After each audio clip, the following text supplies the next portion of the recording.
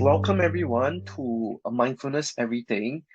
This is a show where we talk about the 7 attitudes of mindfulness by Jon Kabat Zinn.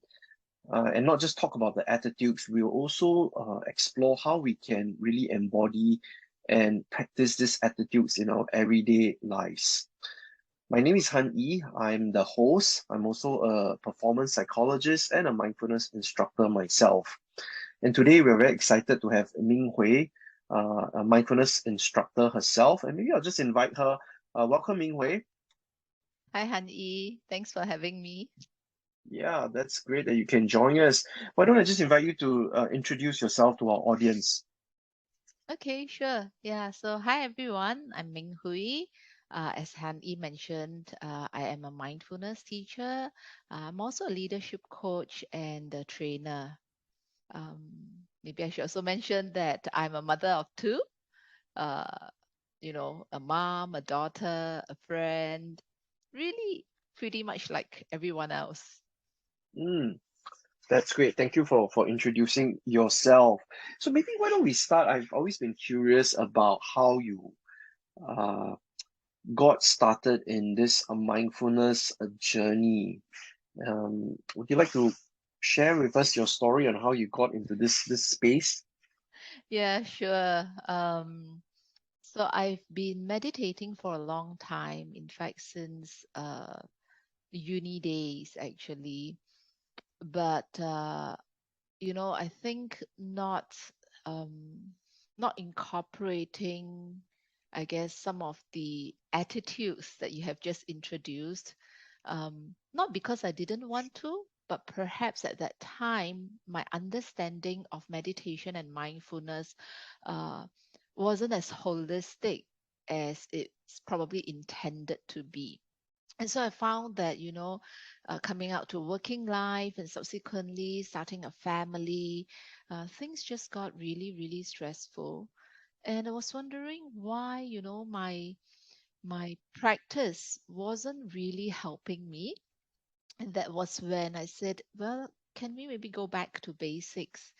And I signed up for an 8-week mindfulness course. I did the MBCT, Mindfulness Based Cognitive Therapy. And as they say, the rest is history. I felt that I really went back to basics and began to understand and cultivate the attitudes that come along with mindfulness, not just the skill set, the breathing, the focusing, but really inviting very gently the 7 attitudes or 9, if you like, depending on which version, um, to really make this a holistic practice for myself. And then I decided to teach. I see. I like the phrase you use about getting back to basics, right? Yeah, maybe can you say more about that? So what does that mean for someone who is trying to cultivate a mindfulness practice? Mm. I think it is really a journey. Yeah. And I think different people start at different places. So, give you an example. I have a friend who has been interested in mindfulness for a long time, and he would read a lot. So, there was a Mm, lot of theory. Um, but it took him a long while before he decided that, hey, maybe I should practice, experience it. And I have another friend, so we're talking about bookends here, right? So the on the other end of the spectrum, I have another friend who has heard of mindfulness briefly, uh, never read anything about it, never heard a single podcast or talk. And just one fine day during the pandemic times when I held free mindfulness sessions for stay-at-home moms and moms who suddenly found themselves working from home. Okay, I said, "Hey, would you like to come along?" And she said, "Yes, sure." So it was from nothing, but she was really happy to try experientially. So obviously, people are at different places in their journey. Even you and I are at different places in our journey. But I think if we always begin anew and start every practice with a beginner's mind, and really treat it that there's something else for us to learn and experience, then we are going back to basics every moment. And the basics actually include not just, you know, what some people might think as the sitting down and breathing, but that there is so much more about the attitudes, especially how we treat ourselves, right? That can be Mm, learned. Yeah. mm, mm. So I remember Jon Kabat Zinn mentioning about how mindfulness is about relationships, right? Relationships with other people, with our environment, but more importantly, with ourselves and our own experiences. Yeah, Absolutely. Yeah. and so today we're going to talk about this one of the key attitudes, which is called trust, Hmm. right? And so maybe just inviting Ming Hui, what are your thoughts, or what comes to mind when we think about trust? So funnily, trust, mindfulness aside, for me personally, when we talk about values in life, trust is very, very important to me. Um, because I think trust gives you a sense of safety and groundedness, right? So, for example, I think if we simply think of somebody that we can trust, I think your breathing naturally slows down. Mm, Yeah. When you're with that person or even just thinking about that person, right? And there's this sense of, okay, I'm fine, I'm good, we are good, right? So if we bring it back to mindfulness in what Jon Kabat Zinn calls one of the attitudes of mindfulness, I think he defines trust as um, something that we cultivate with ourselves and our own feelings. And I think that's really core and fundamental, because as you were saying just now, right? It's not just about the relationship with others. In fact, our relationship with others is an extension of our relationship with ourselves. And a whole part of our own self comprises our thoughts and our feelings. Yeah. And sometimes when we're really, really busy, or when we have too many things in our minds, okay, it's not even just the trust. We are not even sometimes aware of what's going on in the mind, churning at the background, like some background app refreshing on your phone, even though you're on a different screen, right? mm-hmm, mm-hmm, And with the thoughts come a lot of feelings, and what we call feeling tones. Feeling tones are really like the moods that we are carrying in the background, right?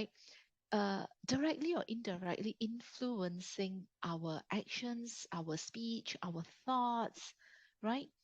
And so, if you're not even aware, let alone trusted, then sometimes we may act or speak out of habits, out of autopilot. And when we do that, and sometimes we may not act or speak too skillfully, then we're not really cultivating trust with our own self and our own feelings, isn't it? Yeah. And then we wonder why we are stressed up, and we're distressed. Well, precisely because sometimes things are happening in the background and we are not as intentional as we might like to be, and not as skillful as what we might like to be. mm. So what I'm hearing is this idea of tuning in to what our current experiences, and it's a very rich environment, different dimensions, like I mean thoughts and emotions and all that, and sort of being in touch with it, and then cultivating the ability, that being in touch as a way to cultivate trust with ourselves. Absolutely, absolutely. I mean, a very cliched way of calling it may be, accessing your own inner wisdom, right? It's just that when we say that, sometimes it sounds like really big words. But if we take away that notion of it being big words, I think if we really turn in and dig deep, we know that we have a lot of inner wisdom. Think of those times when you allow yourself to take a step back. I mean, not you, of course, we are saying in general. When we allow ourselves to take a step back or let something sit for a while, you find that 2 hours later or 2 days later, something comes up and you are better able to handle a situation than if we were to um, get ourselves too caught up with it and keep churning it in our head, okay? Which sometimes is our habitual way of wanting to get rid of that discomfort of being in a situation that we do not like, right? So we're not accessing that inner wisdom, if you like. So it's not that we don't have it, it's a matter of whether um, we are in a position to access it.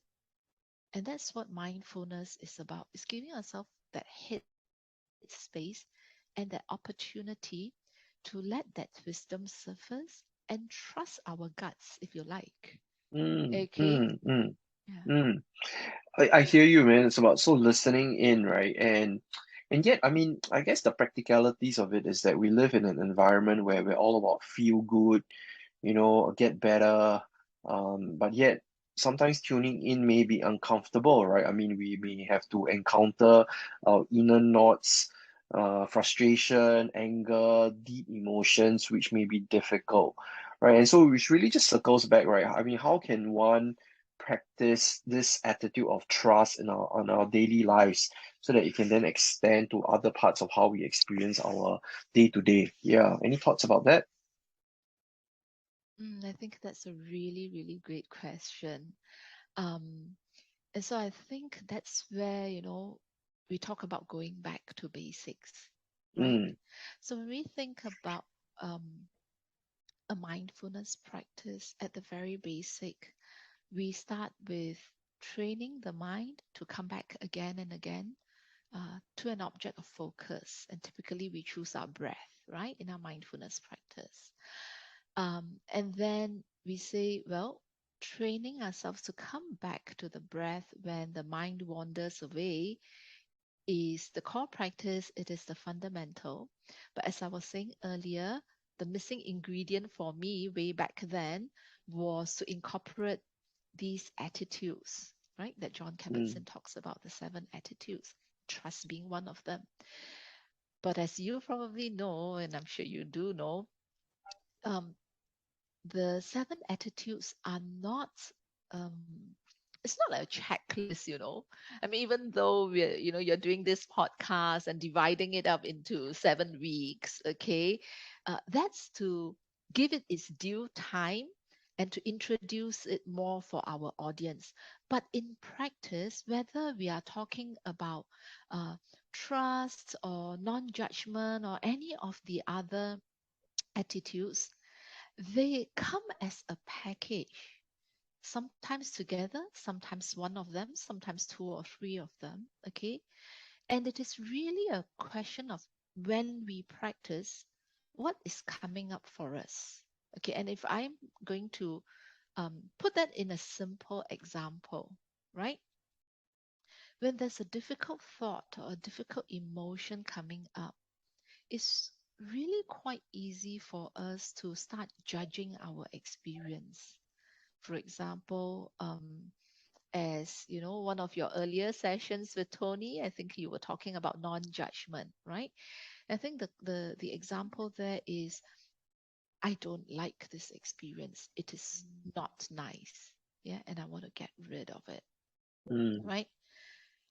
And when we start having that thought and those discomforts come up and we try to push it away, then inevitably what actually comes up is more of such difficult thoughts and more of such difficult emotions. mm, And so the practice of coming back to our breath is really what is so nice about coming back to our breath. It is at best uneventful and at worst really boring and unpleasant, and you get mm, pins and needles, right?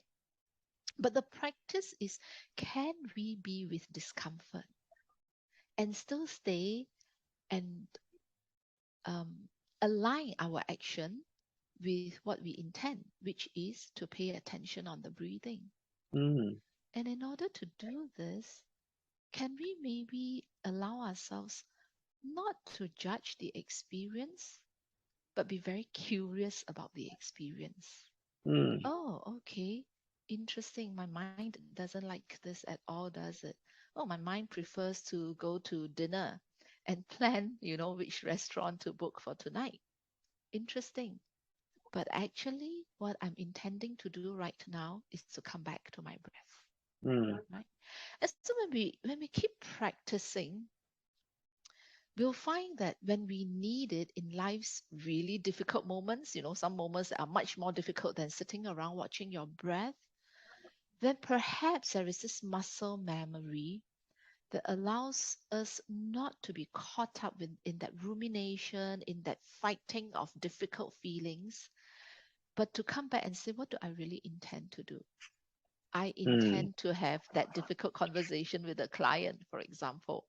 I intend to prepare for this interview that I'm only half confident about.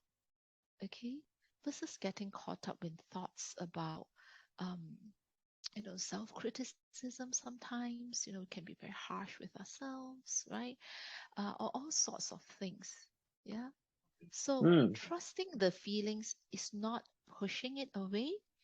It is actually training ourselves to be aware of them because our emotions are signals. mm.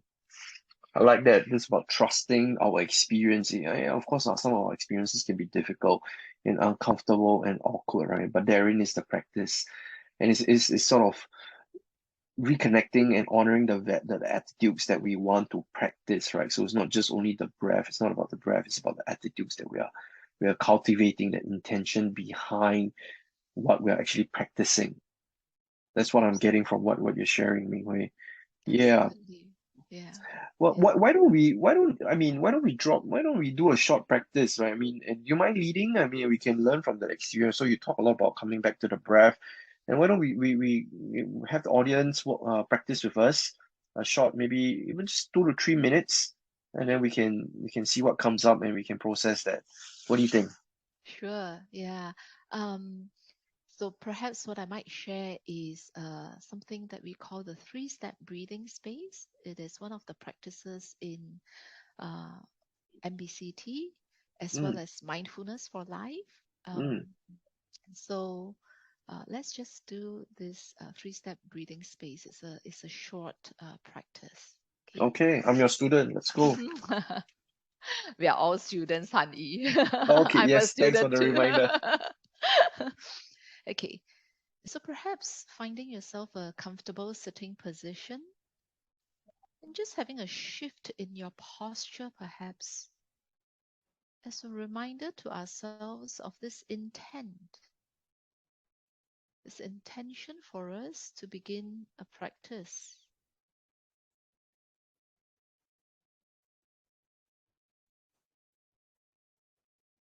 And starting with an awareness, a gentle awareness, perhaps, of any thoughts that are circling in your mind, not needing to create thoughts, not needing to push them away either, but just see if we can simply be with our thoughts, aware of them.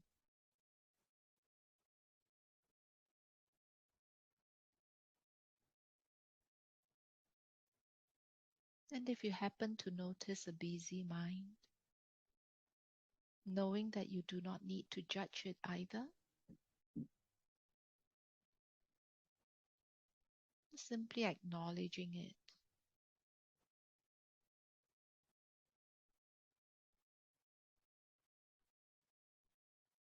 Perhaps at this point, also noticing if some of these thoughts might carry an emotional charge with it, that it comes accompanied with emotions. So aware of these feelings,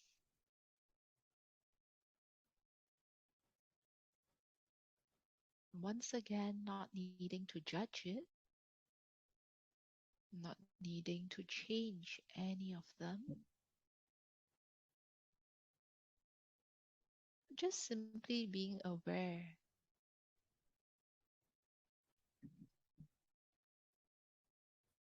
Noticing perhaps that some of these feelings or emotions are felt in the body. And so dropping our awareness to the body and just noticing if any of the feelings are felt as tensions perhaps or tightness in a certain part of the body.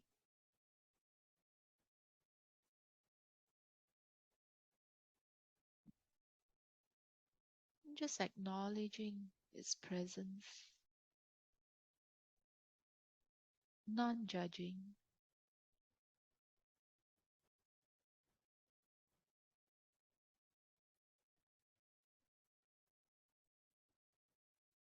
And perhaps at some point, taking a slightly deep breath and allowing this breath to gather our scattered minds.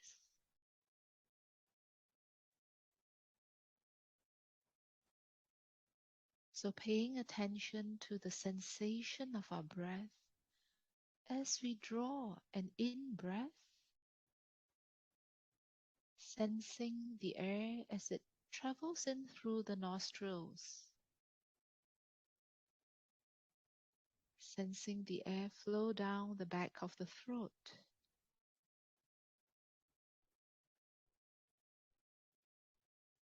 perhaps sensing the rising of the abdomen as we breathe in, and the falling away of the abdomen as we breathe out.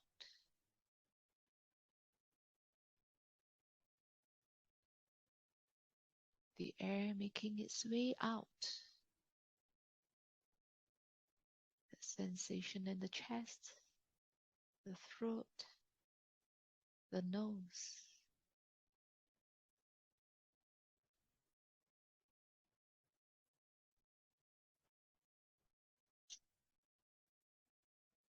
So no need to control our breathing,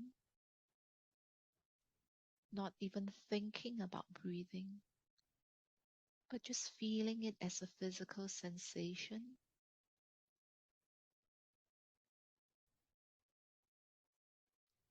Down at the belly,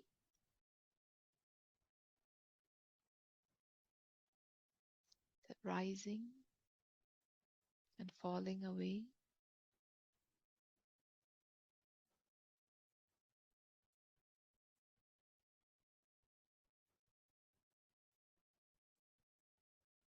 Resting our awareness on the ebb and flow of the breathing. And letting this awareness of the breathing bring us back to the here and the now, to ground us, to center us.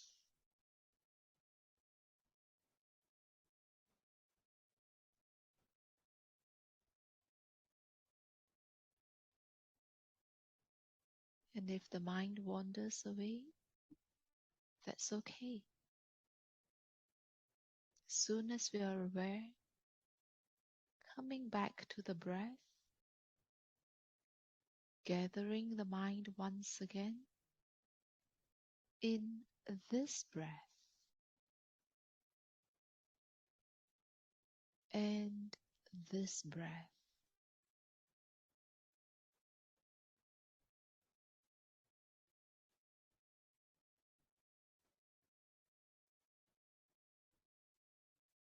And then when you're ready, expanding your awareness from the breath to the whole of the body that is seated here.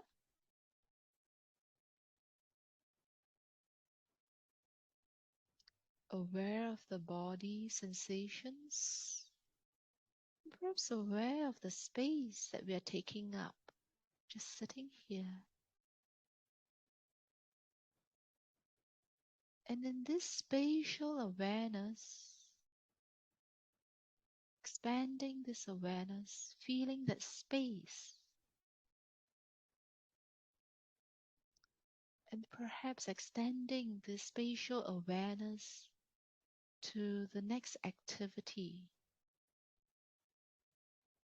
to the rest of our day.